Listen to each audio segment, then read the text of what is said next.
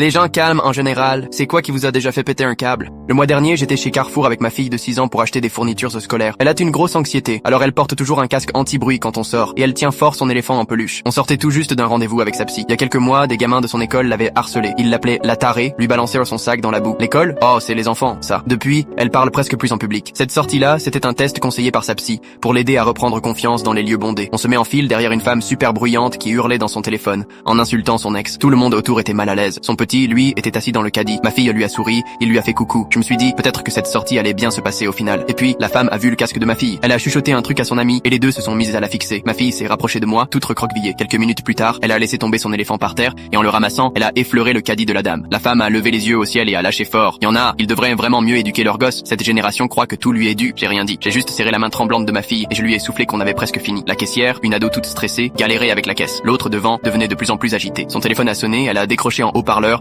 en balançant des gros mots. Son propre gamin commençait à chouiner. Et là, ma fille m'a regardé et m'a chuchoté: maman. La dame, elle est fâchée contre son petit garçon aussi. Elle avait les larmes aux yeux. Elle croyait que cette colère, c'était contre tous les enfants, comme à l'école. Alors, toute polie, elle s'est tournée vers la femme et a dit doucement: pardon, madame. Et là, c'est arrivé. Sans même lever les yeux, la femme a balancé: peut-être que si t'étais pas une gamine chelou avec ton casque débile, te ferais un peu plus attention. J'ai vu le visage de ma fille se décomposer. Tout ce qu'on avait reconstruit venait de s'effondrer. Et là, j'ai craqué. J'ai avancé d'un pas. Et pour la première fois depuis des années, j'ai explosé. Je lui ai dit bien fort, bien clairement, quel genre de personne s'en prend à une enfant. Que pour se moquer d'une petite de 6 ans, faut vraiment être malheureuse. Que c'est lamentable de montrer autant de méchanceté à son propre gosse. Tous les trucs que ma fille avait subis, tout est sorti. Ma voix montait à chaque phrase. Elle a essayé de répondre, mais j'ai pas lâché. La sécurité l'a sortie du magasin, en larmes. Et ma fille, elle m'a serré la main un peu plus fort.